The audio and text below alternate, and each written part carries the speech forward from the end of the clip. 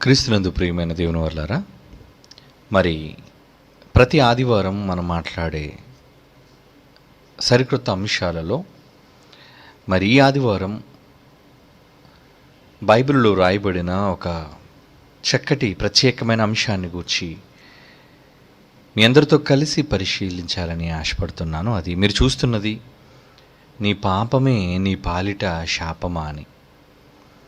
ప్రియులారా, శాపము అనగానే ప్రతి మనిషి భయపడతాడు. ఎందుకంటే శాపం అనగానే అతని జీవితాన్ని ఇబ్బంది కలిగించేది అని, తన కుటుంబాన్ని ఇబ్బంది పరిచేది అని, ఈ శాపం తరతరాలు ఉండేది అని. కనుక ఎవరైనా మనుషులు కోపంతో ఆగ్రహంతో శపించినప్పుడు వాళ్ళ మాటలు చాలా లోతుగా మన గుండెల్లో గుచ్చుకుపోవటం అనేది మనకు తెలుసు. అంటే ఒకరు శపిస్తున్నారు అంటే ఆ శాపం ప్రతి మనిషి మనస్సులో బహు లోతుగా అది పాతుకుంటుంది. నెరవేరదు అనే గుడ్డి నమ్మకంతో కొందరు, నెరవేరితే ఏం జరుగుతుందో అనే భయంతో మరికొందరు, ఇలా తమ మీదికి వచ్చే భయాలను బట్టి, తమ జీవితాల్లో తమకు సంభవించే పరిస్థితులను బట్టి,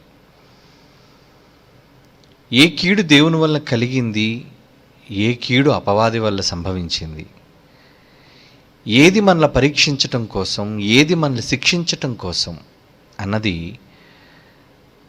బైబిల్ ఎరిగిన వారే దాన్ని గ్రహించగలరు. ఎందుకంటే ఒక మనిషి జీవితంలో సమస్య, ఇబ్బంది, కష్టం ఎదురైనప్పుడు ఆ కష్టాన్ని శాపంగా వర్ణించేవాళ్ళు కొంతమంది, మరి ఆ శ్రమను, ఆ బాధను పరీక్షగా తీసుకునేవాళ్ళు కొందరు, హేళన చేసి ఇందు నిమిత్తమే మీకు శాపం కలిగింది అని అపహసించేవారు కూడా ఉండకపోరు. కనుక అలాంటి పరిస్థితుల్లో ఈ శాపాల విషయమై దేవుడు ఏమంటున్నాడు, ఏ విషయంలో అది శాపంగా పరిగణించుతుంది మనిషికి అన్నది బైబిల్ ప్రకారంగా కొన్ని విషయాలను మనం పరిశీలించక తప్పదు ప్రియులారా.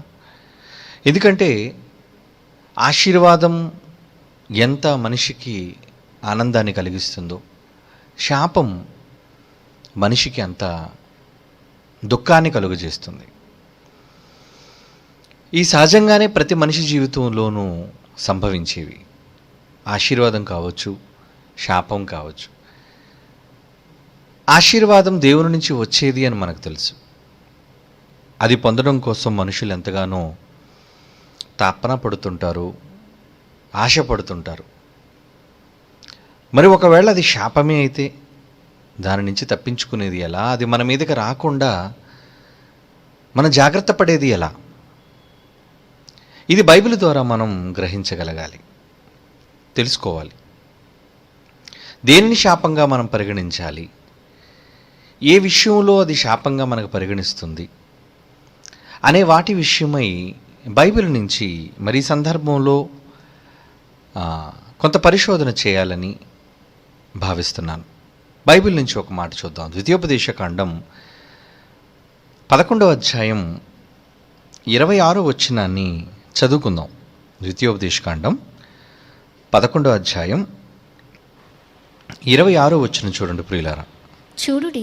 చూడుడి నేడు నేను మీ ఎదుట దీవెన శాపమును పెట్టుచున్నాను.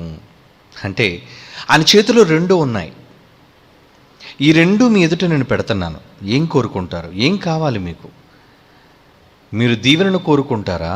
అదే ఆశీర్వాదం. లేదా శాపాన్ని కోరుకుంటారా? నేను మీకు ఆజ్ఞాపించు మీ దేవుడైన యెహోవా ఆజ్ఞలను మీరు వినిన ఎడల అంటే ఖచ్చితంగా ఒకవేళ దాని ప్రకారంగా మీరు మనస్కరిస్తే, చేయగలిగితే,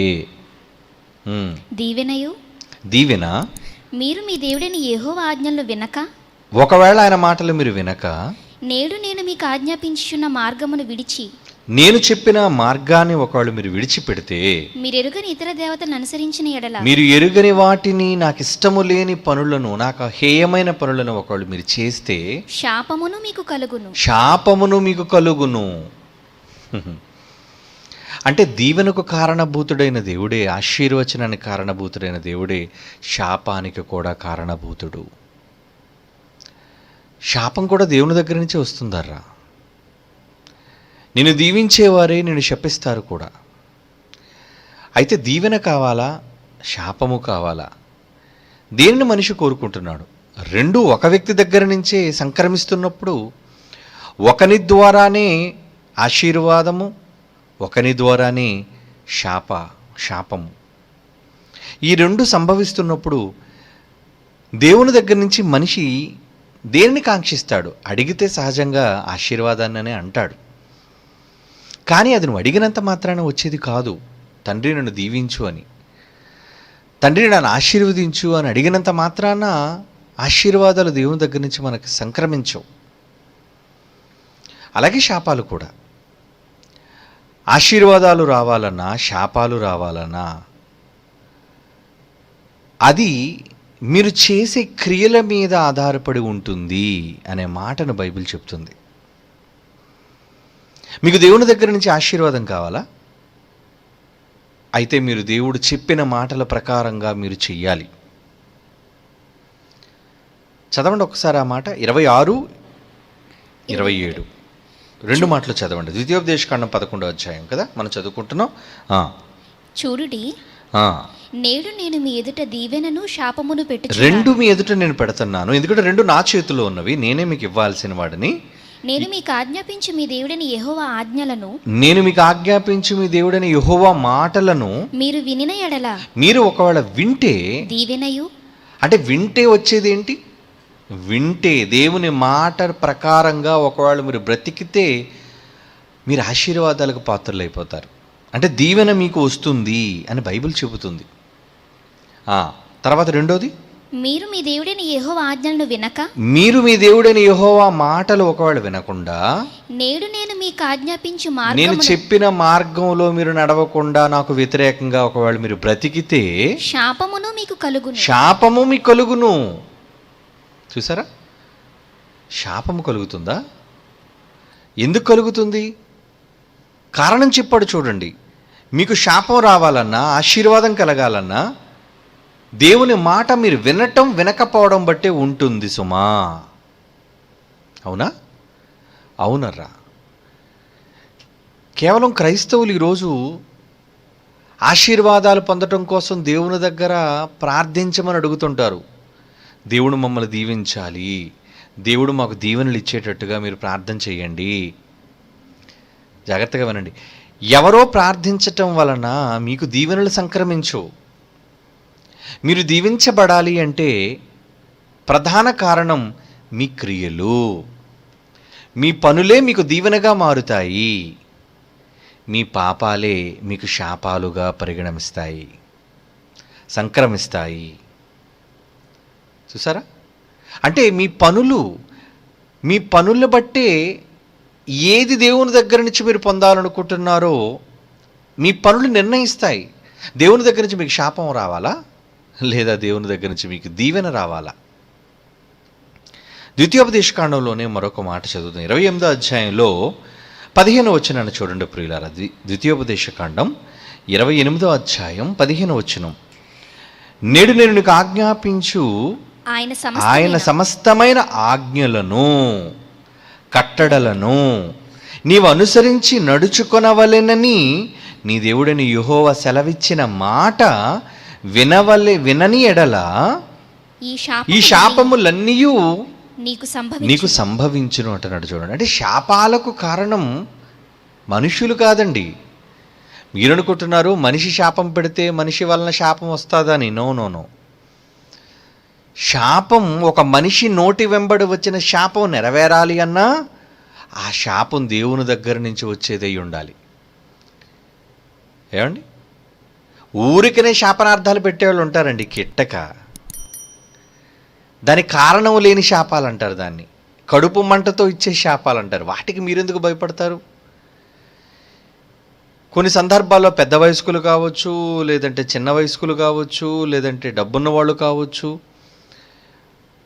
ఆయా పరిస్థితుల్లో వాళ్ళు శాపాలు ఇస్తుంటారు.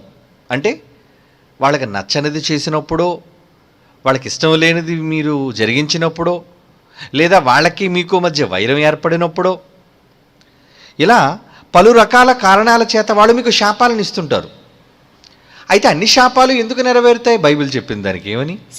సామెతల గ్రంథంలో ఒక మాట చూడండి, 26వ అధ్యాయం. సామెతల గ్రంథం 26వ అధ్యాయం 2వ వచనం. 2వ మాట ఏమండి? సామెతల గ్రంథం 26వ అధ్యాయంలోని 2వ వచనం. హేతువు లేని శాపము, కారణం ఉండాలి. హేతువు లేని శాపం తగులకపోవును. తగలదు. తగలకుండా ఉండాలి అంటే ఏమండి?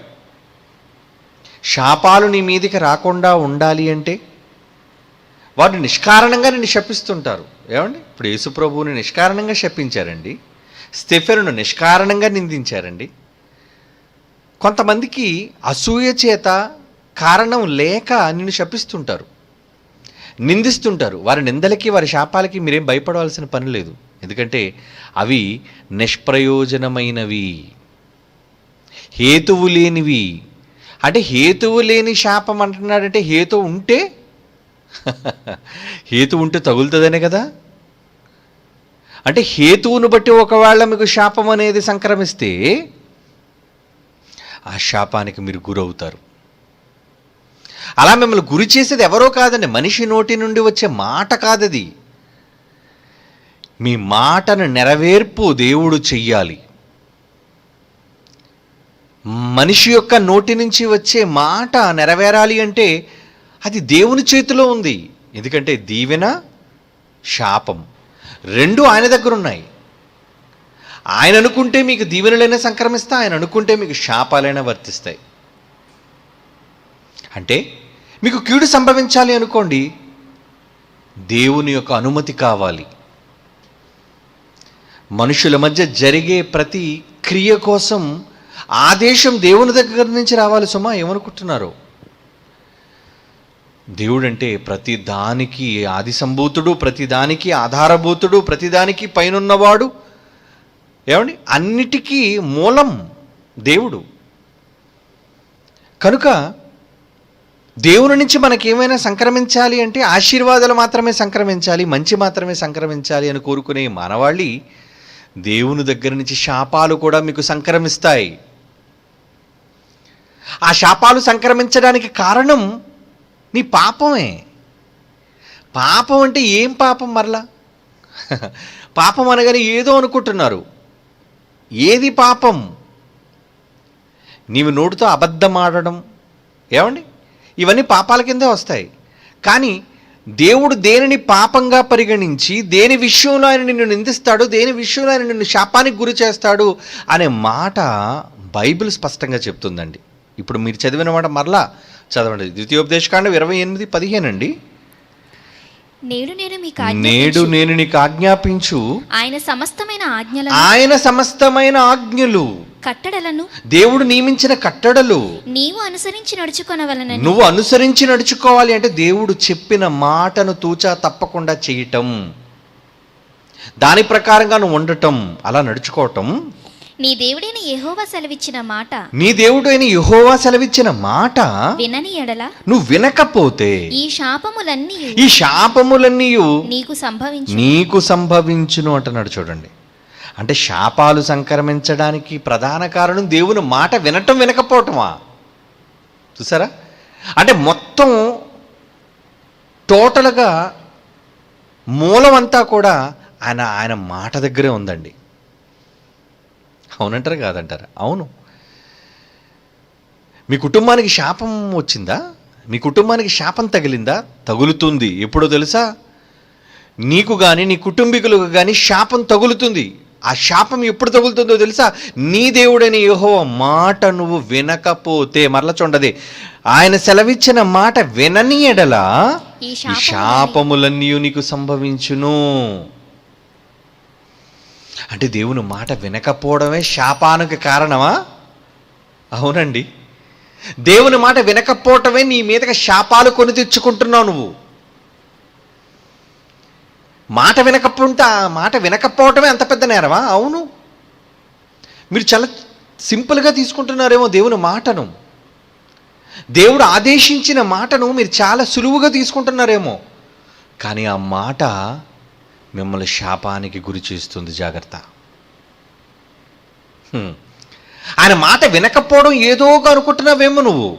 మాటే కదండి నేను వినలేదు, మాటే కదా నేను వినలేదు. మాట తప్పడం అంటారు దాన్ని, మాట చెవిని పెట్టకపోవడం అంటారు దానిని, మాటను ఖాతరు చేయకపోవడం అంటారు దానిని.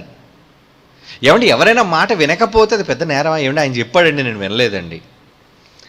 అది ఏ శిక్షాస్మృతిలోనూ కూడా చెప్పిన మాట వినకపోవటం అనేది పెద్ద నేరం కాకపోవచ్చు, కానీ దేవుని చట్టంలో ఆయన మాట వినకపోవటమే అతిపెద్ద నేరం.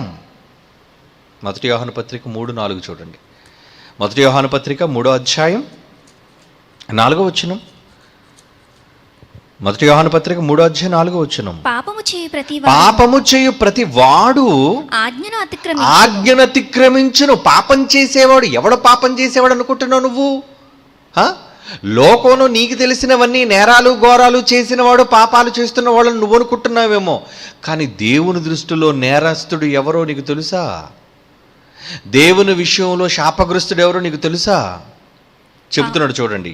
పాపము చేయు ప్రతివాడు ఆజ్ఞాతిక్రమించును. ఆజ్ఞాతిక్రమమే పాపం. ఆజ్ఞాతిక్రమమే పాపం. ఆజ్ఞను మీరటమే పాపం అంటున్నాడు చూడండి. తినవద్దు అన్న మాటను వినకుండా తినవద్దన్న పండును తిన్నారండి ఆది దంపతులు. వాళ్ళు చేసిన పెద్ద పాపం ఏంటనుకుంటున్నారు? వాళ్ళని అర్హత చేయలేదు, ఏమండి, వాళ్ళు దొంగతనం చేయలేదు. లేదు, ఈరోజు మనం అనుకుంటున్న ప్రపంచంలోని పెద్ద పెద్ద నేరాలు ఏమీ వాళ్ళు చేయలేదు. వాళ్ళు చేసినదల్లా ఒకటే ఒక పెద్ద నేరం. ఇంకా చెప్పాలంటే పాపం ఏంటో తెలుసా? అది ఆజ్ఞను అతిక్రమించటం. ఎవరాజ్ఞది? నీ తండ్రి అయిన దేవుని ఆజ్ఞ. నీ దేవుడని యెహోవా నిన్ను పాటించమన్నా మా ఆజ్ఞది. చెయ్యమన్నాడు. నువ్వు ఇలా చెయ్యి. ఒరే, అన్ని పళ్ళు చేశాను, అన్నీ తినండి, ఇదిగో తోట చెట్ల ఫలములలో మధ్యనున్నది, దీనిని మాత్రం ముట్టకండి. ఏమండి, మీ సౌఖ్యం కోసం అన్నీ చేశాను, అన్నీ అనుభవించండి, దేనినైనా తాకండి, ఆ ఒక్కదానిని తప్ప. అంటే కేవలం తిన్నది పండే కదండి. వాళ్ళు తిన్నది నేర దృష్టితో ఒకవేళ మనం ఆలోచిస్తే, వాళ్ళు చేసిన నేరాన్ని బట్టి మనం ఆలోచిస్తే, వాళ్ళు చేసిన పెద్ద నేరమే ఉందండి బాబు. వద్దన్న పండు తిన్నారండి. అప్పుడప్పుడు తల్లి, రేయ్ నేను ఇంట్లో లేనప్పుడు నన్ను అడగకుండా ఏది కూడా జాడీలో, ఎందుకంటే అన్నీ మూత పెట్టి ఉంచుతుంటుంది తల్లి. కొన్ని సందర్భాలు ఏది తీయడానికి వీల్లేదు, ముట్టడానికి వీల్లేదు. నీకేమైనా కావాలంటే నన్ను అడుగు, నా పర్మిషన్ లేకుండా నువ్వేమీ ముట్టడానికి వీల్లేదు, ఎందుకంటే ఏ పొయ్యిల మీదో ఏ అటకల మీద పెడుతుంటుంది. నీకు కావాలంటే నన్ను అడుగు, నేను ఇస్తాను, కానీ నీకు నువ్వుగా మాత్రం నాతో చెప్పకుండా తీయొద్దు అంటది. కానీ పిల్లలు కొన్ని సందర్భాల్లో తల్లి లేనప్పుడు ఏం చేస్తారంటే దాన్ని తీసి తినే ప్రయత్నం చేస్తుంటారు. లడ్డూలోనో లేదంటే ఏ మిఠాయిలో తినాలనిపించేవి. అప్పుడు తల్లి ఏం చేస్తుంది? ఏమండి, ఎక్కువ మంది తల్లులు అయితే ఏమనరు, ఏరా నీకు కావాలంటే నన్ను అడగొచ్చు కదా, నేను ఇస్తానుగా, తీయొద్దని చెప్పాను కదా, ముట్టొద్దని చెప్పాను కదా. ఎందుకంటే కొన్ని తీసే విధానం ఉంటుంది, కొన్ని ముట్టుకోకూడదు, కొన్ని గాలి తగలకూడదు, ఇలాంటి కొన్ని నియమాలు తల్లులకు ఉంటాయి. కాబట్టి వాళ్ళు పిల్లలు మందలిస్తారు. ఆ మాత్రం దానికి వాళ్ళు చంపేస్తారా చెప్పండి? వాళ్ళు వద్దన్న దానిని తిన్నందుకు ఎవరైనా మరణశిక్ష విధిస్తారా మీరు చెప్పండి? తల్లిదండ్రులు లేదు. మరి దేవుడు ఏంటంటే మరణశిక్ష విధించేశాడు. చచ్చావు నా దృష్టిలో, తినుదినమున నిశ్చయముగా మరణమవుతావు. నీకది పెద్ద నేరం కాకపోవచ్చేమో, నా కొడుకు నా మాటే కదా వినలేదు అని నువ్వు అనుకుంటున్నావేమో. ఆయన దృష్టిలో చాలా మాటకు ప్రాధాన్యత ఉంది, మాటకు చాలా విలువిచ్చేవాడు ఆయన. నువ్వు నేను మాట పెద్దగా పట్టింపు మనకు ఉండదు, పెద్దగా మాటను పట్టించుకోము మనం, మాట మీద నిలకడలేని వాళ్ళు మానవాళి. కానీ దేవుడు అలా కాదండి, చాలా జాగ్రత్తగా ఉంటాడు మాట దగ్గర. ఆయన మాట వినకపోతే ఆయన కోపం, మాట వినకపోతే కోపం అండి. ఆ వినకపోవడానికి నీకు శాపం. నువ్వు మాట వినకపోవడమే పాపం, ఆ పాపానికి వచ్చే జీతమే నీకు శాపం. నీ చావు నీ శాపం కాదా? అంతవరకు హ్యాపీగా ఈ దేనికోసం దిగులు లేకుండా ఏదైనా తోటలో సంచరించిన ఆది దంపతులు ఏమంటే తను పలుగు పారా పట్టుకొని కష్టపడి నేలను సేద్యపరచాలా చెప్పండి? ఈవిడ వేదంతో పిల్లల్ని కనాలా చెప్పండి? వాళ్ళకి ఎందుకు ఈ కష్టం? వాళ్ళకి ఎందుకు ఈ అవసరతలు? వాళ్ళకి ఏంటి లేమి? వాళ్ళు చెమట కార్చవలసిన అవసరత ఏముంది? ఇవన్నీ దేనికి వచ్చేసాయంటే ఒక పండు తిన్నందుకండి, పండును ముట్టుకున్నందుకు, దాన్ని తిన్నందుకు. ఏమండి, మీ పిల్లలు మీ పట్ల ఒకవేళ ఏదైనా మీరు వద్దన్న పని చేస్తే వాళ్ళు మీరు క్షమించగలరేమో, కానీ దేవుడు మాత్రం మాట విషయంలో చాలా కఠినుడండి. మాటను చాలా జాగ్రత్తగా వినాలండి. మాట పట్టింపు కలిగినోడు. గతంలో మీకు చెప్పాను కదా, దేవుని పట్టింపులని ఒక పాఠం. చాలా పట్టించుకుంటాడు ఆయన. ఏది వద్దన్నాడో అది నువ్వు చేయకూడదు, ఏది చెయ్యమన్నాడో అదే నువ్వు చెయ్యాలి. నువ్వు వెళ్ళి బండతో మాట్లాడన్నాడు, కోపం వచ్చింది ఆయనకి. నువ్వు ఇశ్రాయేలీయుల సమూహం ఎదుట నా పరిశుద్ధతను నువ్వు గౌరవించలేదు. ఏంటి నువ్వు చేసిన పని? అందుకు నీకు శాపం ఇస్తున్నాను అన్నాడండి. ఎవరికి? నాయకుడు మోషే అండి. ఇంతకు మోషే చేసిన పాపం ఏంటి? పాపం చేయలేదా? పాపమే చేశాడు. ఏంటా పాపం? నా మాట వినకపోవటమే నువ్వు చేసే పాపం. ఏమంటే మోషే ఏదో పెద్ద నేరస్తుడు కాదు, హంతకుడు కాడు, వ్యభిచారి కాదు, ఏమండి దొంగ కాడు, లోబి కాడు. ఈరోజు భూమి మీద మనం అనుకునే ఏ పెద్ద నేరాలు ఆయన చేయలేదు. ఇంకా వాళ్ళందరి కోసం నలిగిపోయాడు. వాళ్ళ పాపాలను సహించమని చెప్పాడు. దేవునికి వాళ్ళకి మధ్య అడ్డుపడ్డాడు. ఏమండి దైవోగ్రత వాళ్ళ మీదకి రాకుండా మధ్యవర్తిగా ఆయన మధ్యవర్తిత్వం వ్యవహరించాడు. వాళ్ళందరి వల్ల విసిగిపోయాడు. వాళ్ళందరినీ 40 ఏళ్ళు అరణ్యంలో మరి నడిపించడంలో ఎంతగా వాళ్ళు ఇబ్బంది పెట్టారో మనకు తెలుసు. ఆ జీవిత చరిత్ర చదివితే ఎంత ఇబ్బందులు వాళ్ళ ద్వారా ఎదుర్కొన్నవాడు కేవలం దేవుని ఒక్క మాటను మీరటం వలన శాపం వచ్చేసింది. ఏంటా శాపం? ఏ పాలు తేనెలు ప్రవహించు కనాను దేశాన్ని అయితే చూడాలి అని ఆశపడుతున్నారో నీకు బ్రతుకు కాలంలో అర్హత లేదు. అవుట్. నా కళ్ళ ముందు నుంచి వెళ్ళిపో. ప్రవేశాన్ని కోల్పోయాడండి. వాగ్దాత దేశంలో ప్రవేశించడం అంటే అది మహాభాగ్యం. దేవుడిచ్చిన, మన పితరులకు ఇచ్చిన దేశంలోనికి మనం వెళ్ళాలి. అది ఇశ్రాయేలీయుల కళ. ఒకనాడు అందరూ పాపం సంబరాలతో బయలుదేరారు ఐగుప్తు బానిసరికం నుంచి. మోషే కూడా వాళ్ళతోనే బయలుదేరాడు. కానీ మోషేకు తెలియదు భవిష్యత్తు. కేవలం ఒక చిన్న మాట వినకపోవటమే నేను పెద్ద పాపిగా దేవుని దృష్టిలో మలచబడి ఆ పాపానికి శాపం నాకు తగులుతుంది అనే ఆలోచన నాకు తెలియదు. భవిష్యత్తు తెలియదు ఆయనకి. ఇంతకే ఆయన శాపానికి గురి చేసింది ఏంటి? ఎవరిని కొట్టి చంపేశాడని.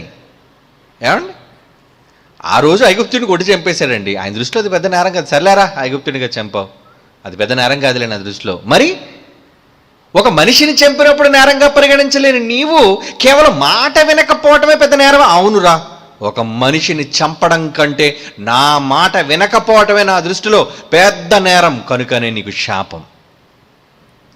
ఎలా ఉందండి? ద్వితీయోపదేశకాండం ఒక మాట చూద్దాం. ద్వితీయోపదేశకాండం 34వ అధ్యాయం 34వ అధ్యాయం 4వ వచనం. ద్వితీయోపదేశకాండం 34వ అధ్యాయం 4వ వచనం చూడండి. కన్నులారా నిన్ను దాని కన్నులారా దానిని నిన్ను చూడనిచ్చితిని కానీ చూడనిచ్చితిని. దూరం నుంచి చూడాలంతే నువ్వు. నీవు నది దాటి అక్కడికి వెళ్ళడానికి వీల్లేదు. ఎవరితో అంటాడు ఈ మాట? ఎంతమందిని నడిపించడానికి కారకుడైన మోషేతోనా దేవుడు అంటున్న మాట? ఏమంటే నది దాటడం పెద్ద విశేషం ఏంటండి? ఎర్ర సముద్రమే దాటేశారు, యోర్దాన్ నది దాటలేరా? అది నా దాటవలసిన నది అదే. ఏమండి ఆ నదిని దాటి అవతలకి వెళ్ళిపోతే అందరికీ స్వాస్థ్యం. వాగ్దాత దేశం, పితరులు అబ్రహాము, ఇస్సాకు, యాకోబులు జీవించిన కనాను దేశం. అలాంటి దేశంలో నేను ఒక్కసారి అడుగు పెట్టాలి. ఆ రోజు కాదు, అది పవిత్రమైన దేశం అండి, పవిత్రమైన నేలండి, పవిత్ర గడ్డండి అది. అలాంటి భూభాగంలోనికి మూర్ఖులు, దొంగలైన వాళ్ళు అందరూ వెళ్ళారండి. కానీ దేవుని పక్షాన నిలబడిన మోషే లాంటి వ్యక్తి వెళ్లకుండా దేవుని శాపానికి గురైపోయాడు. ఎందుకు వచ్చిందయ్యా శాపం నీకంటే? దేనికి వచ్చింది శాపం? ఏమండి శాపం దేనికి వచ్చిందండి? మాట మీరటం, ఆజ్ఞాతిక్రమం. చదవండి 1 యోహాను 3:4. పాపము చేయు ప్రతివాడును పాపము చేయు ప్రతివాడు ఆజ్ఞను అతిక్రమించు. అది నా దృష్టిలో పాప ఎవరో తెలుసా? ఆజ్ఞను అతిక్రమించువాడు పాపి, సిన్నర్. ఎవరెవరినో చూసి పాపులు అంటావు నువ్వు, నీకున్న దౌర్భాగ్యపు ఆలోచనలతో. నీకేం తెలుసు బైబిల్? ఏదో పాపం అంటావు, ఏదేదో పాపాలను మాట్లాడుకుంటారు. కానీ దేవునికి దృష్టిలో కఠినమైనది ఏంటో తెలుసా? నా మాట నువ్వు వినకపోవటమే పాపం, నేను చెప్పిన మాట ప్రకారంగా మీరు చెయ్యకపోవటమే పాపం అంటానండి దేవుడు. ద్వితీయోపదేశకాండం 28 చూడండి. ద్వితీయోపదేశకాండం 28:45. నీవు నాశనము చేయబడి వరకు, నీవు నాశనము చేయబడు వరకు ఈ శాపములన్నీ నీ మీదికి వచ్చి నిన్ను తరిమి. తరమడం ఏంటండి? అంటే నువ్వు పరిగెట్టినా అవి నీ వెంటొస్తాయి రావి, వెంటొస్తాయా? వెతికి పట్టుకుంటాయి. శాపం దేవుడిది, మనుషులది కాదు. మనుషులు ఇచ్చిన శాపాలన్నీ కూడా అవన్నీ ఉత్తుత్తువి, ఏమంటే పనికిరానివి, కారణము లేనివి. కానీ దేవుడిచ్చేది నిన్ను పట్టుకొను అంటున్నాడు. చూడండి, నిన్ను తరిమి నిన్ను పట్టుకొను. ఎలయనగా ఎందుకో తెలుసా? ఎందుకు అవి తరుముతున్నాయి తెలుసా? నీ దేవుడైన యెహోవా నీకు ఆజ్ఞాపించిన ఆయన ఆజ్ఞలు అంటున్నాడు. చూడు, నా కట్టడలు రా, నా ఆజ్ఞలు రా, నా మాటలు రావి. ఆయన కట్టడలను అనుసరించి నడుచుకున్నట్లు నీవు ఆయన మాట వినలేదు. అది వచ్చింది చూడండి మన పాయింట్. నువ్వు ఆయన మాట వినలేదు. గాలి ద్వారా వచ్చే శబ్దాన్ని వినలేనందుకు ఎంత పెద్ద శాపమా? ఆయన మాట విననందుకు నీవు పాపివా? మరి ఏంటనుకుంటున్నారు? దేవుని విషయంలో తస్మా జాగ్రత్త. దేవుడు చాలా సున్నితమైన వ్యక్తి, చాలా పట్టింపులు కలిగిన వ్యక్తి. ఆయన చెప్పిన మాటలను ఎవరు చెయ్యకపోయినా, ఏమండి, ఏదైతే ఆయన ఖచ్చితంగా చెయ్యమని చెప్పాడో, ఆజ్ఞాపించాడో, ఆదేశించాడో దాని ప్రకారంగా చెయ్యాలి. లేదంటే ఆయన పాపానికి, ఆయన శాపానికి నువ్వు ఖచ్చితంగా గురైపోతావు. ఏమండి, ఎందుకనగా అంటున్నాడు చూడండి. ఎలయనగా నీ దేవుడని యెహోవా నీకు ఆజ్ఞాపించిన ఆయన ఆజ్ఞలను, ఆయన కట్టడలను అనుసరించి నడుచుకున్నట్లు నీవు ఆయన మాట వినలేదు గనుక, ఏమండి, శాపములన్నీ నీ మీదికి వచ్చి నిన్ను తరిమి నిన్ను పట్టుకొనును. నిన్ను తరిమి పట్టుకునేది, నీ ముందు వెనకాల నిన్ను పట్టుకొని అప్పగించేవి దేవునికి ఏంటో తెలుసా? నీ పాపాలే. హెబ్రీ పత్రికలో చాలాసార్లు మనం చదువుకున్నాం కదా, ఒకని పాపములట ఒకటి ముందు వెళ్ళిపోతున్నాయట. తిమోతికి రాసిన మొదటి పత్రిక 5వ అధ్యాయం 24వ వచనం. మొదటి తిమోతి పత్రిక 5వ అధ్యాయం 24 ఏమంటున్నాడు అక్కడ? కొందరి పాపములు తేటగా బయలుపడి న్యాయపు తీర్పునకు ముందుగా నడుచుచున్నవి, ముందెళ్ళిపోతున్నాయంట. మరికొందరి పాపములు వారి వెంట వెళ్ళుచున్నవి. ఎందుకు నిన్ను అరెస్ట్ చేసి తీసుకెళ్తున్నాయి? ముందు వెనకతలు అడ్డం ఏంటండి? నిన్ను తరిమి పట్టుకోవడం అంటే అదే. మరి నువ్వు ఎక్కడికి పారిపోలేవు. నీ క్రియల నుంచి, నీ దోషముల నుంచి, నీ పాపముల నుంచి నువ్వు తప్పించుకోలేవు. అవి నిన్ను పట్టుకుంటాయి. నువ్వు చేసింది నిన్ను పట్టుకుంటుంది. నువ్వు చేసిన అపరాధాలు నిన్ను చుట్టుముడతాయి. దేవునికి అప్పగించడానికి సుమా, దేవునికి అప్పగిస్తాయి అవి నిన్ను. ఆయన శాపానికి నిన్ను గురి చేయడానికి నీ క్రియలు నీ పాపముగా మారి నీకు శాపాస్పదంగా మారిపోతున్నాయి. దేవుని దగ్గర నుంచి శాపాలు సంక్రమించేస్తున్నాయి నీకు. ఇక్కడ మోషేకి మాత్రం ఇచ్చి వదిలేశాడు. కొన్ని సందర్భాల్లో అయితే కుటుంబాలను శపించేశాడు ఆయన. కుటుంబాలనే, వంశాలనే 10 తరాల వరకు శపిస్తానన్నాడు. 7 తరాల వరకు శపిస్తానన్నాడు. నీ కుమారులు నిన్ను శపిస్తాను అన్నాడు. ఎందుకు ఆయన శాపం? దానికి కారణం నీ పాపమే. నీ పాలిట ఏమైపోతుంది? దేవుని దగ్గర నుంచి సంక్రమించి శాపంగా మారిపోతుంది అది. ఇంతకీ నువ్వు పాపానికి చేసిన నేరం ఏంటో తెలుసా? ఏంటా పెద్ద నేరం? ఆయన మాట వినకపోవటం. ఏమండి, మాట వినటం చాలా శ్రేష్టం. సౌలు పిలిచాడు, తెలుసు మీకు, నువ్వు వెళ్ళి మొత్తం అందరినీ చంపేసి ఎవరిని శేషమన్నది లేకుండా నువ్వు తిరిగి రావాలన్నాడు. కానీ సౌలు ఏం చేశాడు? తొలిరాజు అండి ఇశ్రాయేలీలకి. వెళ్ళాడు, యుద్ధం చేశాడు, అందరినీ చంపేశాడు, బలిసిన ఎడ్లను తీసుకొచ్చేశాడు, రాజుని అగగను తీసుకొచ్చేశాడు ప్రాణాలతో. కోపం వచ్చేసిందండి ఆయనకి. కోపం వచ్చేసి వెంటనే ప్రవక్తను పంపించాడు. నాకు ఎడ్ల రంకెలు వినబడుతున్నాయిరా, నాకు వినబడుతున్నాయి. పక్కనున్న వాళ్ళకి వినబడండి ఎడ్ల రంకెలు. ఎడ్ల రంకెలు వినడం ఏంటంటే, రంకెలు వింటిని కోపం వచ్చేస్తుందంట. ఏమండి, ఎడ్ల అరవకుండా ఏం చేస్తాయండి అవి? అట్లా అరుపులు కాదు కోపం ఆయనకి తెప్పించింది. నువ్వు నా మాట వినకుండా ఆ దేశంలో నుంచి ఇక్కడకు నువ్వు తీసుకొచ్చినా వాటి స్వరం నేను వినలేకపోతున్నాను. ఎందుకో తెలుసా? నా మాట వినలేదు అన్నది వాటి శబ్దాల్లో నాకు వినబడుతుంది. చూసారా బ్యాక్ హిస్టరీ? నువ్వు నా మాట వినకపోవటం వాటి రంకెల్లో నాకు వినబడుతుంది. పాపం అయ్యి అరుస్తున్నారండి వాటి కోసం. ఆయన ఎక్కడో ఆకాశం మీద ఉన్నాడండి. ఎక్కడ ఎడ్ల రంకెలు ఆయన్ని ఇబ్బంది పెట్టడం ఏంటండి? ఎందుకు పెడుతున్నాయి? ఆ రంకెలు వినబడుతున్నప్పుడల్లా ఆయన మాట నువ్వు మర్చిపోయావు, ఆయన మాట జవదాటం అన్నది పదే ఆయన గుర్తొచ్చేస్తుందట. అది చాలా కోపానికి గురి చేసింది. ఆయన వెంటనే శాపం ఇచ్చేశారండి సౌలుకి. శాపం నీకు. ఏంటా శాపం? నువ్వు రాజుగా ఉండవు, నువ్వు నీ సింహాసనం నిలబడదు అని ఒక మాట చెప్పాడండి. అదే సందర్భంలో హెచ్చరిక చేశాడు. ఒకడు దహన బలులు, సమూయేలు మొదటి గ్రంథం, నైవేద్యాలు, సమూయేలు గ్రంథం మొదటి గ్రంథం 15వ అధ్యాయం 22వ వచనం చూడండి ప్రియులారా. మొదటి సమూయేలు గ్రంథం 15వ అధ్యాయం 22. అందుకు సమూయేలు తాను సెలవిచ్చిన ఆజ్ఞ అంటే నా మాటను ఒకడు గైకొనుట వలన యెహోవా సంతోషించునట్లు ఒకడు దహన బలులు తీసుకొచ్చి దేవుడికి ఏదో నైవేద్యాలు ఇష్టపడతాడు కాబట్టి దహన బలులను నైవేద్యాలను అర్పించుట వలన ఆయన సంతోషించునా. ఆలోచించుము. ఒక్కసారి బుర్రను పెట్టండి రా. బలులు అర్పించుట కంటే ఆజ్ఞను గైకొనుటయు. నా మాట వినటం ఆజ్ఞ అంటే ఏదో కాదండి. ఆజ్ఞ అంటే నేను చెప్పినట్లు మీరు చేయటం అంతే. పొట్టేళ్ల క్రొవ్వు అర్పించుట కంటే, పొట్టేళ్ల కొవ్వు దేవుడికి చాలా ఇష్టం అండి. పొట్టేళ్ల కొవ్వు అంటే పొట్టేళ్ల కొవ్వు అర్పించుట కంటే మాట వినుట శ్రేష్టం. ఇంతకీ ఇప్పుడు సౌలు మీదకి శాపం రావడానికి గల కారణం కేవలం అతను దేవుడు చెప్పిన మాటను వినకపోవటమేనండి. యెహోవా ఆజ్ఞను నీవు విసర్జించితివి గనుక నీవు రాజుగా ఉండకుండా ఆయన నిన్ను విసర్జించేశాడు. వచ్చేసింది శాపం నీకు. నీ పదవి పోయింది, నీ అంతస్తు పోయింది, నీ అధికారం పోయింది.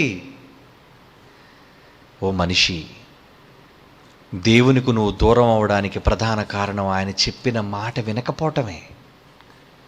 అదేనర్రా, దానికి మించిన పాపం ప్రపంచంలో ఏది లేదర్రా. మీరు ఎన్ని పాపాల పేర్లు చెప్పండి, అవన్నీ ఆయన మాట క్రిందే. వింటున్నారో లేదో? దేవుని దృష్టిలో పాపము అన్న దానికి ఆయన నిర్వచనం ఏంటో తెలుసా? ఆజ్ఞాతిక్రమమే పాపము. ఇందరు చదివారు కదా మీరు. ఆజ్ఞను అతిక్రమించడమే పాపం. ఆజ్ఞ అంటే ఏదో కాదురా, నా మాట, నేను చెప్పిన మాట ప్రకారంగా మీరు చెయ్యకుండా దానిని జవదాటమే. ఏ మొహంతో మీకు నేను ఆశీర్వచనాలు ఇమ్మంటారు చెప్పండి? నా నుంచి మీకు వచ్చేది ఆశీర్వాదాలు, దీవెనలు ఉండవు మీకు, శాపాలే.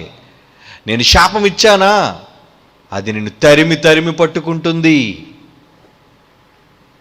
నా శాపం నేను తరిమి పట్టుకుంటుంది.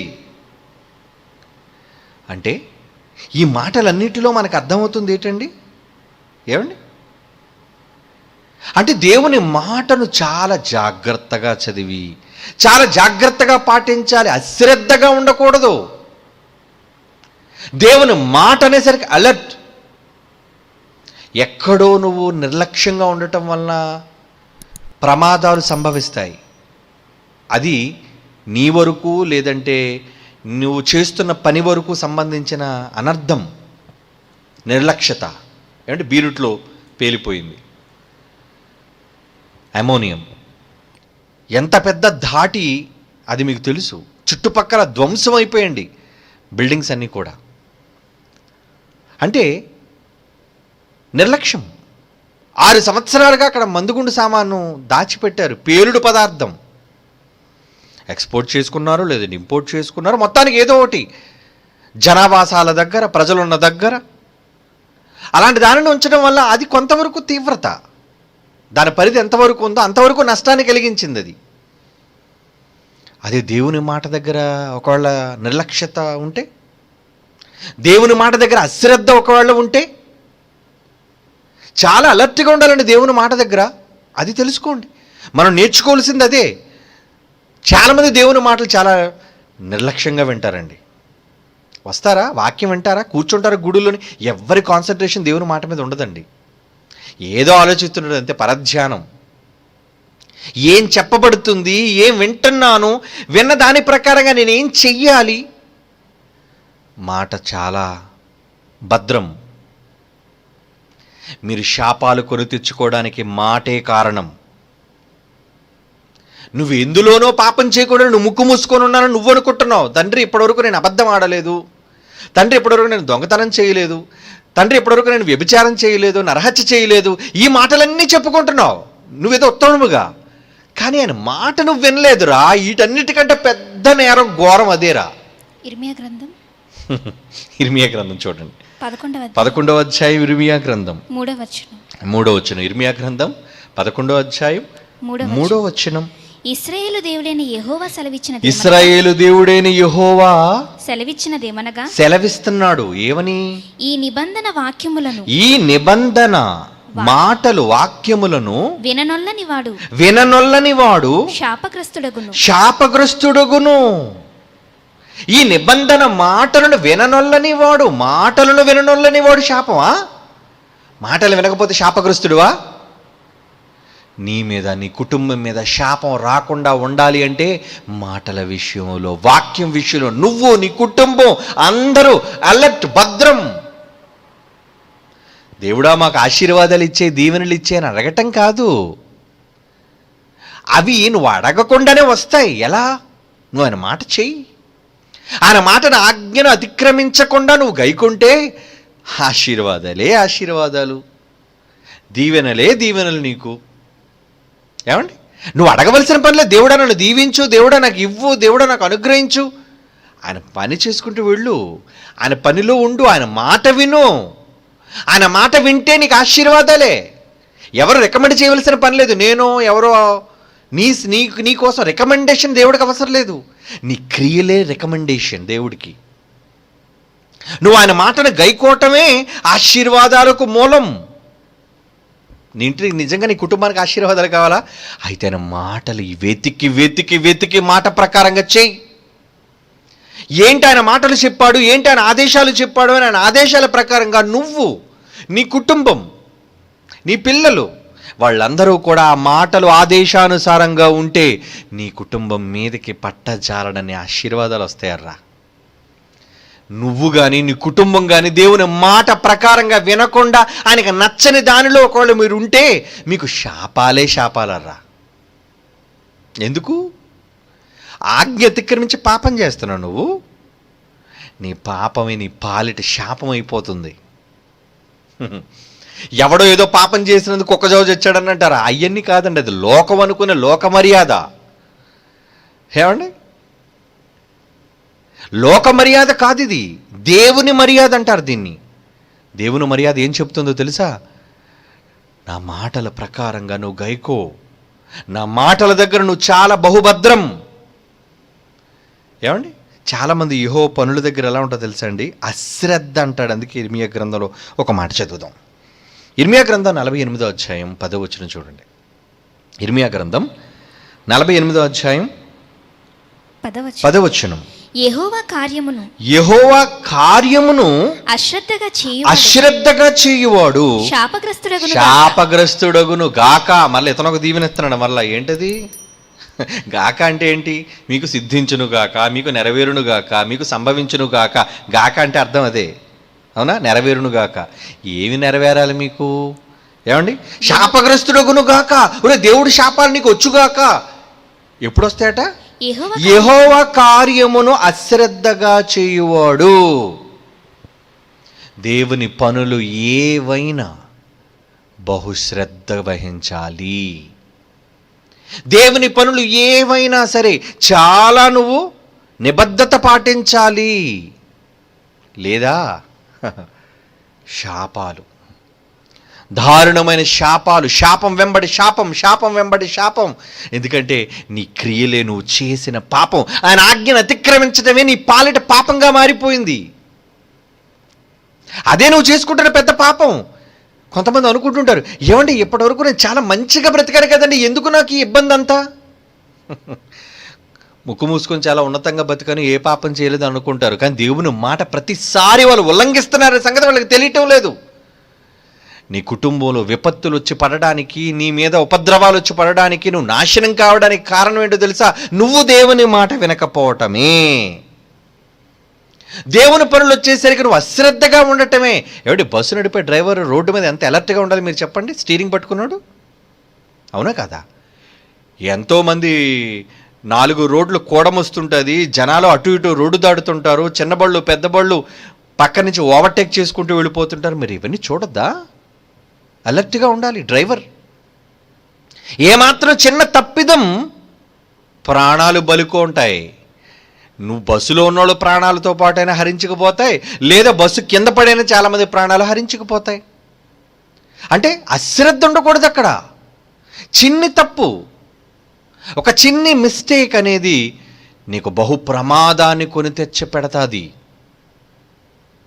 అది నిజమైతే ఒక మనిషి తన పనిలో చేసిన విషయంలో అశ్రద్ధ చూపిస్తేనే అతనికి ఏమంటే ఆ తర్వాత అతను ఒకళ్ళు నిజంగా గుద్దించేశాడు అనుకోండి, చంపేశాడు అనుకోండి, వెంటనే అతను కాల్ఫర్ చేస్తుంది డిపార్ట్మెంట్. ఏంటి నువ్వు చేస్తున్నావు? యాక్షన్ తీసుకుంటుంది గవర్నమెంట్. ఏమనుకుంటున్నారు? నీ వల్ల ఒక ప్రమాదం ఒక డిపార్ట్మెంట్లో ఎక్కడైనా సంభవించి దానికి ఏదైనా నష్టం కలిగితే వెంటనే దానికి నువ్వు జవాబు చెప్పుకోవాలి. నీ హైయర్ అథారిటీ, హైయర్ అఫీషియల్స్ నిన్ను నిందిస్తారు, నిలదీస్తారు, నువ్వు దానికి జవాబు చెప్పాలి. మరి ఇక్కడ నీ హయ్యర్ అఫీషియల్ ఎవరు? దేవుడండి, మన తండ్రి అండి. ఆయన నిన్ను అడుగుతాడు, నా పనుల పట్ల నువ్వు ఎలా ఉన్నావు? అశ్రద్ధ చూపిస్తున్నావు, నువ్వు నిర్లక్ష్యంగా ఉన్నావా? దేవుని మాటలు ఎంత జాగ్రత్తగా వినాలి. ఏమండి, చాలామంది దేవుని వాక్యం వినబడుతుంది అనుకోండి, ఎవడైనా ఫోన్ చేసాడు అనుకోండి, టక్ మన లేచి వెళ్ళిపోతారండి పైకి. ఎక్కడికి రా లేచి వెళ్ళిపోతున్నావు నువ్వు? ఎక్కడికి లేచి వెళుతున్నావు? నీకు వినబడుతుంది దేవుని మాట అంటే నీకు ఎవడో పనికి మాలిన వాడు, దౌర్భాగ్యుడు నీ ఫోన్లో నిన్ను పిలిచి నీతో ఏదో సంభాషించడానికి, దౌర్భాగ్య మాటలు మాట్లాడడానికి మధ్యలో నీకు రింగిస్తే అన్నిటికంటే ఉత్తమమైన దేవుని మాటలను విడిచిపెట్టి ఫోన్ పట్టుకు స్టైల్గా పక్కకు పోతారు. చూడండి, గుడుల్లో చూడండి, మీటింగుల్లో చూడండి. అత్యవసరమైంది దైవ సంబంధమైనది అయితే నువ్వు కాల్ రిసీవ్ చేసుకో. లోక సంబంధమైనది, పనికి మాలిన చెత్త విషయాలు మాట్లాడడం కోసం దేవుని పనిని విడిచిపెట్టిపోతావు నువ్వు. ఇక్కడ దేవుడు మాటలు వినబడుతున్నాయిరా, ఫోన్ పట్టుకొని ఎక్కడికి పోతున్నావు? అంటే నీకు దేవుని మాటల కంటే నిన్ను పిలిచిన వాడి మాటలు నీకు విలువ ఎక్కువ అన్నమాట. నీకు ఎంత శ్రద్ధరా, నా మాటల మీద నీకు ఎంత అశ్రద్ధరా నీకు. అప్పుడు నేనేం చేయాలి? నీలాంటి వాడికి శాపం ఇవ్వాలా, దీవెన ఇవ్వాలా? చెప్పండి.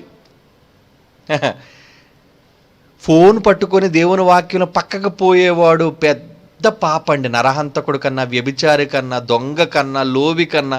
ఎందుకంటే దేవుని వాక్యము పట్ల అశ్రద్ధ. ఇంత నేరం ఉందా అండి అందులో? మరి ఏంటనుకుంటున్నావు? దేవుని మాట అంటే నీకు లెక్కలేదు కదూ. చెప్తుంది ఎవడో మనిషి కాదు అనుకుంటున్నావు కదూ. ఒరే, దేవుడు ఎప్పుడు కూడా మాటలు మనుషుల ద్వారా చెప్తాడు రా, ఆయన రాడు డైరెక్ట్గా. ఆయన మాట నీకు వినబడుతుంది, ఆయన మాట వినిపించే మధ్యవర్తులు వాళ్ళ మాటలంటే వాళ్ళ మాటలు అనుకుంటా. వ్యక్తిని చూస్తున్నావా? చాలా మందిలో ఈ దౌర్భాగ్యపు ఆలోచనలు ఉన్నాయి. తుడిచేయండి వాటిని. ఎవరో చెప్తా, ఈయన చెప్తే మాకు ఇష్టం ఉండదండి, ఈయన చెప్తే మేము వినాలా? రే, ఎవడు చెప్పినా, చెప్పబడుతున్న మాట దేవుని ఆజ్ఞ అయినప్పుడు నువ్వు విను. ఏంటి నీ అహంకారం? మనుష్యుల మాటలను తృణీకరిస్తున్నావా పక్కకి? వారు చెబుతుంది దేవుని ఆదేశం, వారు చెబుతుంది దేవుని మాట. ఆ మాటను ఒకవేళ నువ్వు వినకపోతే శాపం కొని తెచ్చుకుంటావురా. వద్దు. ఎవరినో చూసి పాపను నువ్వు అనుకుంటున్నావు కానీ దేవుని మాట పట్ల నీకున్న అశ్రద్ధ నిన్ను పెద్ద పాపిగా, ప్రధాన పాపిగా నేను చేస్తుందనే సంగతి నీకు తెలుసా? ఎంత నిర్లక్ష్యం! వద్దరా, దేవుని మాటల పట్ల ఎప్పుడూ నిర్లక్ష్యం వద్దు. నువ్వు, నీ కుటుంబం ఆల్వేజ్ అలర్ట్. దేవుని మాట వినబడుతుంది అంటే ఏమండి, భారతీయులుగా మనం ఉన్నప్పుడు ఎక్కడైనా జనగణమన వచ్చిందనుకోండి, వెంటనే ఏం చేయాలో తెలుసా మీకు? ప్రతి చదువుకున్నవాడికి, సంస్కారం తెలిసిన వాడికి, భారతదేశం పైన, భారత వనిపైన గౌరవం ఉన్నవాడు ఏం చేస్తాడో తెలుసా? స్టాండప్, నిలబడిపోవాలి. వెంటనే జనగణమన ఎక్కడైనా ప్లే చేస్తారనుకోండి, ఏం చేస్తారు? వెంటనే అటెన్షన్. నువ్వు ఏ పనిలో ఉన్నా సైకిల్ తొక్కకూడదు అక్కడ, నువ్వు ఫోన్ మాట్లాడకూడదు అక్కడ, నువ్వు ఆపేసి నువ్వు నిలబడిపో వెంటనే. ఎందుకంటే నీ దేశ జాతీయ గీతాన్ని గౌరవించటం అది. ఒకళ్ళు నిజంగా ఎవరైనా జనగణమన పాడుతున్నప్పుడు కానీ ఒకళ్ళు కూర్చున్నాడు అనుకోండి, వాడు భారత శిక్షాస్మృతి ప్రకారంగా నేరస్తుడు. మీకు తెలుసా? నేరస్తుడే. తెలుసుకోండి. ఏమండి, మనిషి రాసిన చట్టం, మనిషి రాసిన ఏమండి విధానాలు, విధులు, అవే నేరంగా నీకు పరిగణించి నేను నేరస్తుడిగా నిలబడుతున్నప్పుడు, ఆఫ్టర్ ఆల్ మనిషి అండి వీడు, కానీ వీళ్ళందరి పైన ఉన్నవాడు దేవుడు. ఆయన మాట వినబడితే ప్రపంచాన్ని మర్చిపోవాలి నువ్వు. దేవుని మాట వస్తున్నప్పుడు అన్ని పక్కకు పెట్టే, వెనక్కి నీ మొబైల్ అంతా నేను ఇబ్బంది పడుతుంటే స్విచ్ ఆఫ్ చేసే, లేదా గోతులు ఇసిరేదాన్ని. ఎవరు పిలిచినా ఆగు, నేను రానిప్పుడు, దేవుని మాటను వింటున్నాను నేను. తెలుసా మీకు? దేవుడిది గమనిస్తాడు. మీరు అనుకుంటున్నారేమో దేవుడు పట్టించుకోవటం లేదు, నేను రహస్యంగా ఎక్కడున్నాను, నన్ను పట్టించుకునేది ఎవరు, నన్ను చూసేది ఎవరు, నన్ను అనుకుంటున్నావేమో. అమ్మో, దేవుడు నేత్రములు భూమి ఎందంతటా సంచరిస్తున్నాయి, అందరినీ పరిశీలించి తెలుసుకుంటున్నాడు ఆయన. ఇర్మియా గ్రంథం చూడండి, 12వ అధ్యాయం. 12వ అధ్యాయం ఇర్మియా గ్రంథం 12వ అధ్యాయం 3వ వచనం. యెహోవా, నీవు నన్ను ఎరిగి ఉన్నావు, నన్ను చూస్తున్నావు, నా హృదయము నీ పట్ల ఎట్లున్నది, నీవు శోధించుచున్నావు. ఫోన్ వచ్చిన వెంటనే నీ మాటను కూడా బేఖాతరు చేసి పక్కకెళ్ళి ఎవడో పనికిమాలిన గొట్టంగాడుతోనో, పనికిమాలిన చెత్త దౌర్భాగ్యులతోనో నేను మాట్లాడుతున్నాను అంటే ఎవరి మాటకు విలువిచ్చావు నువ్వు? పిఎం కాల్ చేస్తున్న పెట్టేయ్ ఫోన్, అదృష్టుని పిలుస్తున్న పెట్టేయ్ ఫోను. నువ్వు అనుకుంటావేమో, ఏమంటే మీకు భాగ్యలక్ష్మి బంపడ్రా ₹1,00,00,000 తగిలింది, ఇప్పుడు కానీ మీరు ఫోన్ ఎత్తకపోతే మీరు కోల్పోతారంటే పోనీరా. నా దేవుడి మాట కంట నా గొప్పదేమీ కాదు.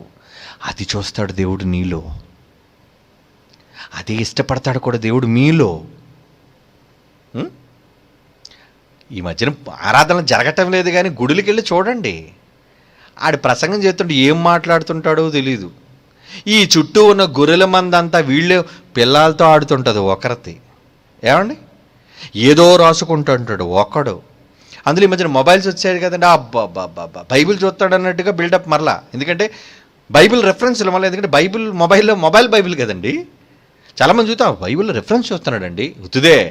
ఒకడు వాట్సాప్ చూసుకుంటుంటాడు, ఏమండి, ఒకడేమో ఇంకేదో చూస్తుంటాడు, ఒకడేమో చాటింగ్ చేస్తుంటాడు, ఒకడేమో రహస్యంగా. ఫోన్ వచ్చింది అనుకోండి లేచిపోతాడు వీడు. ఎక్కడికి వెళ్ళిపోతున్నాడు? దాటుకుని అందరినీ మళ్ళీ తోవేవ్వండి, ఎక్కడికి వెళ్ళిపోతున్నారా? ఫోన్ వచ్చిందండి, బయటికి వెళ్ళి మాట్లాడతాను నేను. అబ్బా, దేవుని మాట మీద ఎంత వినయం, ఎంత విధేయత. ఎందుకు ఇక్కడ గుడిలో మాట్లాడితే డిస్టర్బెన్స్ కదండి అందరికీ. ఒరే, అందరికీ డిస్టర్బెన్స్ కాదురా, నీ బ్రతుకునే డిస్టర్బ్ చేసుకుంటున్నావు నువ్వు, నీ బ్రతుకునే డిస్టర్బెన్స్లోకి నెట్టేసుకుంటున్నావు నువ్వు. దేవుడికి ఎంత మండిపోద్దో తెలుసండి అప్పటికి అలా ప్రవర్తించే వాళ్ళ పట్ల. ప్రపంచంలో అందరి పాపాలు పెద్ద పాప ఎవడన్నా దేవుడు కనబడుతుంటే వాడే కనబడతాడు. యెహోవా కార్యమును అశ్రద్ధగా చేయువాడు శాపగ్రస్తుడుగునుగాక. శాపాలు వచ్చేస్తారా నీకు? శాపాలు. ఎంత దారుణమైన పరిస్థితితో తెలుసా అండి?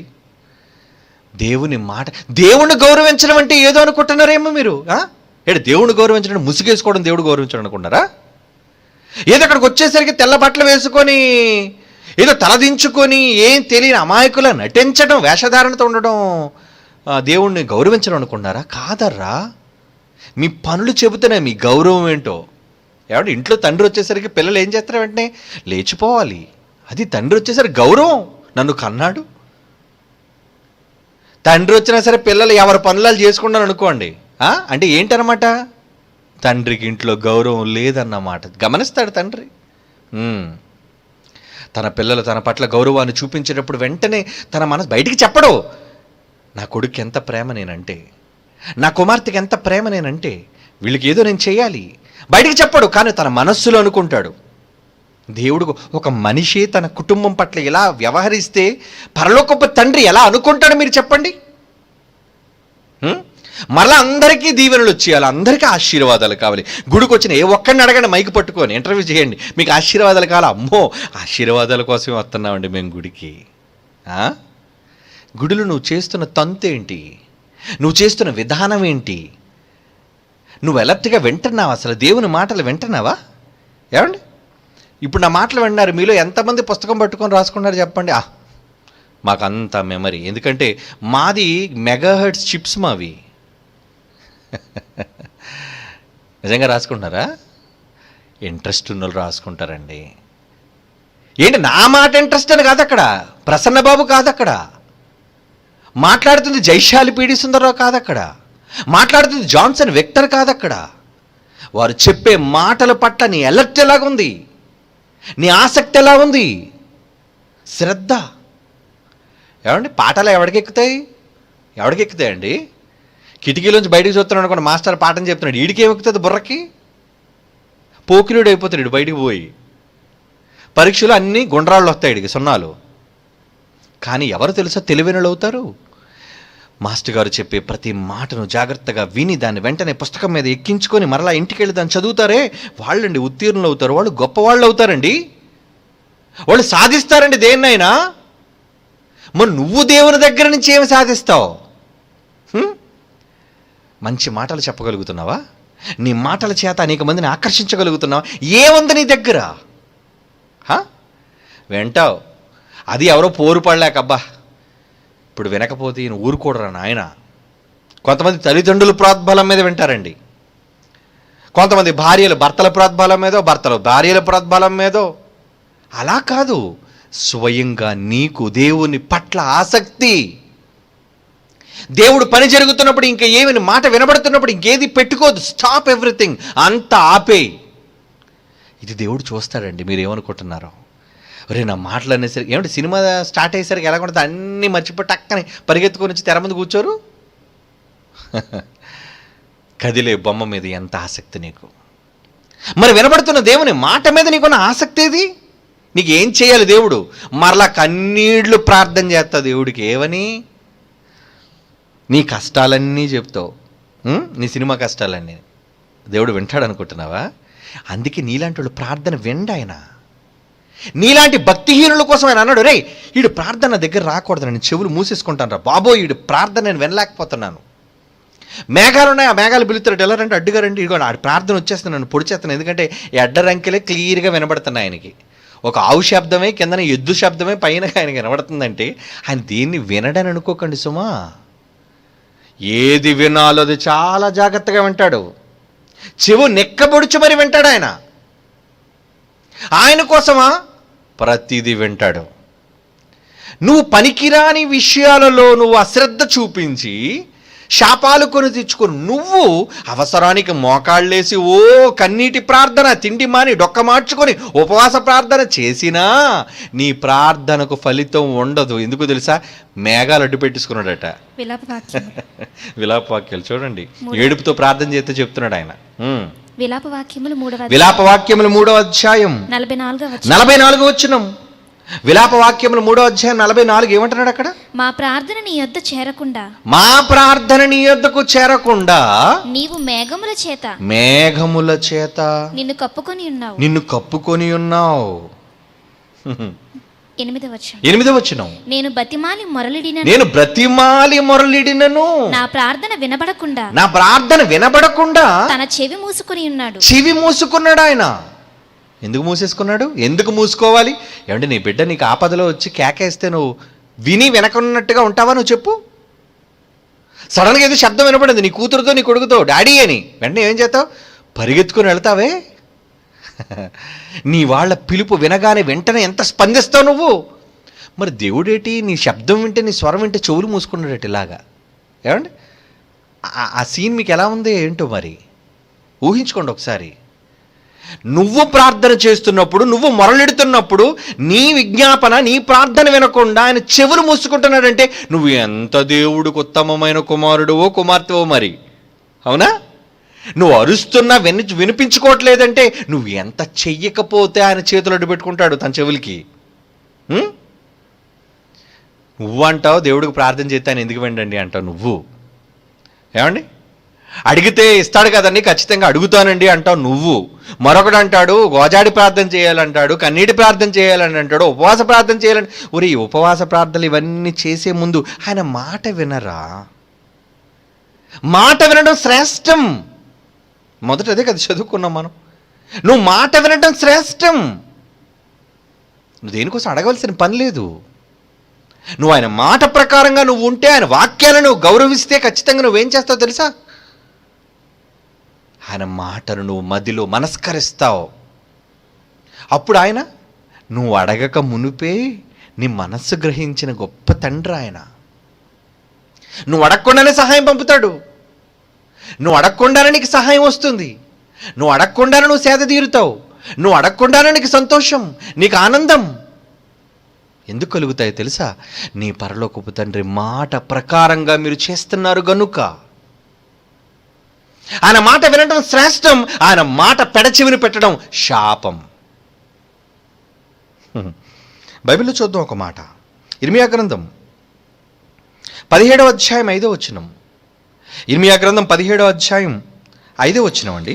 యెహోవా ఇలాగు సెలవిచ్చుచున్నాడు, నరులను ఆశ్రయించి శరీరులను తనకు ఆధారము చేసుకొనుచు తన హృదయమును యెహోవా మీద నుండి తొలగించుకున్నవాడు శాపగ్రస్తుడు. యెహోవా మీద నుంచి తొలగిపోయిందిరా నీ మనసు. ఎవరి మీదకి వెళ్ళిపోయింది? ఎవరో అమ్మ మీదకి పోయింది, ఎవరో అబ్బాయి మీదకి పోయింది, లేదా నీ సొంతోళ్ళ మీదకి పోయింది, ఓ నీ తల్లి మీదకి పోయిందో, నీ తండ్రి మీదకి పోయిందో, నీకు నచ్చినోళ్ళ మీదకి పోయింది. ఏమనుకుంటాడు ఆయన? చాలా బాధపడిపోతాడండి ఆయన, చాలా దుఃఖపడతాడండి ఆయన. మీరు ఏమనుకుంటున్నారు? మనుషులు చాలామంది సెన్సిటివ్ అంటారు చూసారా? ఎందుకంటే వీళ్ళు ఆత్మహత్య చేసుకుందంటే ఒక మాట అన్నారండి అంటే ఆ మాట భరించలేక టక్కన కిరోసిన్ పోసుకొని తగలబెట్టేసుకుందండి. సెన్సిటివ్ అంటారు కదండి. దేవుడు అందరికన్నా టూ సెన్సిటివ్ ఆయన. మీరేమనుకుంటున్నారు? Very sensitive. చాలా పట్టింపులు, చాలా మాట పట్టింపులు ఆయనకి. ప్రతిదీ పట్టించుకుంటాడు ఆయన. నువ్వు నడత, నీ పడక, నీ ఆలోచన, నీ మాట అన్నీ పట్టించుకుంటాడు ఆయన. ఎలా పడితే అలా ఉండాలి అనుకుంటున్నావా? ఏది పడి దేవుని విషయంలో అశ్రద్ధ చేయాలి అనుకుంటున్నావా?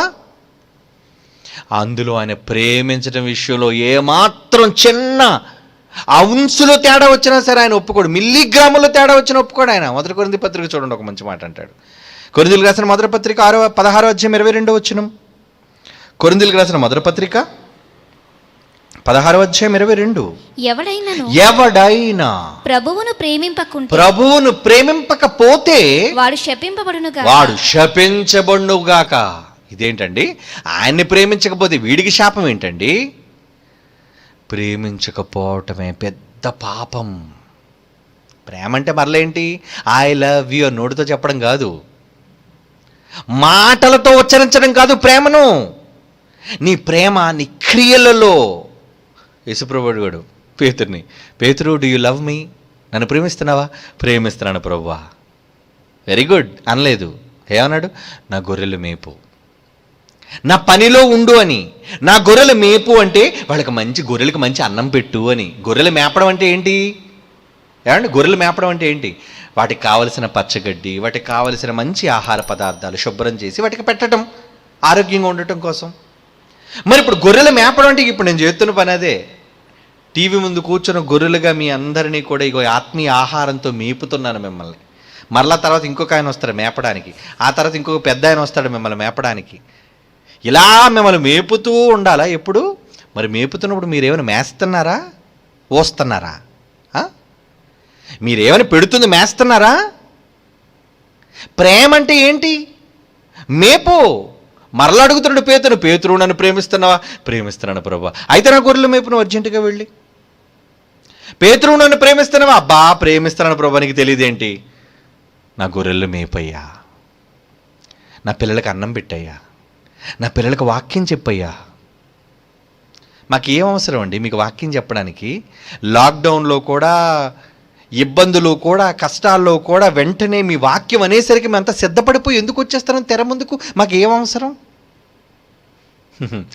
దేవుణ్ణి ప్రేమించాలి కదా.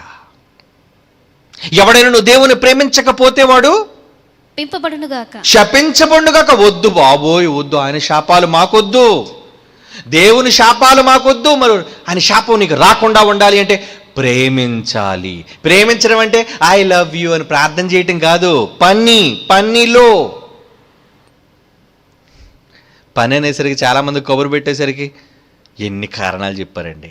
ఉదయం చెప్పారు కదా, రకానికి ఒక కారణం ఏంటి అంటే నీ పని ఎక్కువ కాబట్టి దేవుడి పనికి గుడ్ బై. అందులో మీరు దేవుడి పని చేయాలా? దేవుడి పనికి ఎవడు నేను బొట్టు పెట్టి పిలవడో నువ్వు కల్పించుకొని దేవుని పని చెయ్యి. ఇది నా తండ్రి పని అని నువ్వు చెయ్యి. కనీసం నా తండ్రి పనిలో నా చెయ్యి కూడా ఉండాలి అని నువ్వు చెయ్యి. అది ఆర్థికపరమైన సహాయమా, లేదంటే నీ కష్టాన్ని ఇచ్చే సహాయమా, నీ శ్రమదానాన్ని చేసే సహాయమా? ఏదో ఒక సహాయం ఉండాలి. ఎందుకంటే ఆయన గొర్రెలను మేపే పనిలో నువ్వు ఉండు. ఎందుకంటే ఆయన ప్రేమించకపోతే ఏమొస్తుంది? శపించబడునుగాక. ఎవడైనను అంటున్నాడు చూడండి, ఎనీబడి. 16:22 అండి. ఎవడైనను ప్రభువును ప్రేమింపకుంటే వాడు శపించబడునుగాక. ఇప్పుడు చెప్పండి, మీకు శాపాలు కావాలా? నీ పాపమే నీ పాలిటి శాపం అయిపోతుంది. ఏంటా పాపం? దేవుని ప్రేమించకపోవడమే నువ్వు పాపివి. దేవుని వాక్యాన్ని అశ్రద్ధగా నువ్వు వినటమే పాపివి. ఎన్ని పాపాలను నువ్వు పాపిగా ఆరితేరిపోయిన నువ్వు ఎవడినో చూసి ఏదో విషయంలో పాపండి అని చెప్పకు. నువ్వే ప్రధాన పాపివి. నువ్వే దేవుని దృష్టిలో బహునీచుడైన పాపివి. దేవుని చేత విసర్జింపబడిన పాపివి నువ్వు. దేవుని పనిలో పాలిభాగస్తుడు లేని పాపివి నువ్వు. ఉద్దర్రా అని శాపాలకు బలి కాకండర్రా. దేవుని పని అనేసరికి శ్రద్ధగా, ఆసక్తితో, ప్రేమతో చెయ్యండర్రా. ఇది నా తండ్రి పనిని చెయ్యండర్రా. చేస్తున్నారు అలాగా? నిజంగా మీకు మాటలు చెప్పడం అంటే మాకు ఎంత ప్రాణప్రదం. ఎందుకో తెలుసా? ఆసక్తి. ఆయన పని, మన తండ్రిని సంతోషపరిచే పని. కొన్ని సందర్భాల్లో శరీరంలో నీరసం, ఇబ్బంది, అవసరత ఎన్ను ఉన్నా ఎందుకు మీకు చెప్పడానికి ప్రయత్నిస్తున్నామో తెలుసా? కేవలం దేవుని మీద ప్రేమ, దేవుని మాటల పట్ల శ్రద్ధ. అశ్రద్ధగా ఎవడైనా చేసినా విన్నా శాపగ్రస్తుడు. దేవుణ్ణి ప్రేమించకపోయినా ఎవడైనా శాపగ్రస్తుడు అంటున్నాడు. అలాంటి శాపాలకు వద్దరా. మీకు, మీ పిల్లలకి, మీ కుటుంబాలకు అలాంటి శాపాలు వద్దు. ఎవడో పెట్టే శాపాల కోసం వదిలేండి. మీ పరలోకపు తండ్రి, మిమ్మల్ని కన్న తండ్రి మిమ్మల్ని శపిస్తే ఆ శాపం తగలకుండా పోదు, ఖచ్చితంగా తగులుతుంది. నీ తండ్రి నిన్ను శపిస్తున్నాడు. ఆయన శాపాలు మీ పిల్లలకి, మీ కుటుంబాలకి రాకూడదర్రా. నీ పాపాలు నీ పాలిటి శాపాలుగా కాకూడదర్రా. అందుకే నువ్వు నీ తండ్రి దృష్టిలో పాపివి కావద్దు, నీ కుటుంబాన్ని కూడా నీ తండ్రి దృష్టిలో పాపిగా చెయ్యొద్దు. చెప్పండి వాళ్ళకి, దేవుని పనిలో పాలును కల్పించండి వాళ్ళకి. ఆయన శాపాలు మీకు రాకూడదు, ఆయన దీవెనలే మీకు రావాలి. అవి రావాలనుకుంటున్నారా? ఆయన మందన మేపండర్రా, ఆయన పనిలో ఉండండర్రా, ఆయన ఆజ్ఞల చొప్పున మీరు గైకొండర్రా. అవే మీ దీవెనలకు కారణం. రెండు మీ ఎదురు పెట్టాను అన్నాడు. అందుకే దీవెన, శాపం, ఈ రెంటిని మీ ముందు పెడతారని ఏం కోరుకుంటున్నారు మీరు? రెండిట్లో ఏది కోరుకుంటారు? Choice is yours. కళ్ళు మూసుకొని ప్రార్థన చేసుకుందాం. పరిశుద్ధుడు అయిన తండ్రి, మమ్మను ప్రేమించే మీ ప్రేమకు కొలత లేదు నాయన. కానీ మా ప్రేమలో ఎన్నో లోపాలు, ఎన్నో సందర్భాల్లో నిన్ను సంపూర్ణంగా ప్రేమించలేకపోతున్నాను, సిగ్గుపడుతున్నాను తండ్రి. మీరే మాకు నిజమైన తండ్రి, మీరే మాకు సమస్తం, మీరే మాకు సర్వస్వం. దేవా, మిమ్మల్ని సంతోషపరచటమే మా బ్రతుకు పరమార్థంగా మేము భావిస్తున్నాం తండ్రి. మేము పుట్టిందందుకే, మీ మాటలు ప్రకటించడం కోసమే, మీ సంతోషాన్ని ప్రజలకు తెలియచెప్పటం కోసమే మేము పుట్టాం నాయన. అది గుర్తెరిగిన మేము మీ పనిలో ఏమాత్రం అశ్రద్ధ అనేది చూపకుండా మీ మన్ననలు పొంది, మీ దీవెనలు పొందేవాళ్ళముగా ఉండులాగున మమ్మల్ని అందరినీ మీ కాపుదల్లో ఉంచవలసిందిగా వేడుకుంటూ క్రీస్తు వారి అత్యంత కృపగలిగిన నామములు ఈ ప్రార్థన విజ్ఞాపనలు మీ సన్నిధికి చేర్చుచున్నాము తండ్రి. ఆమెన్.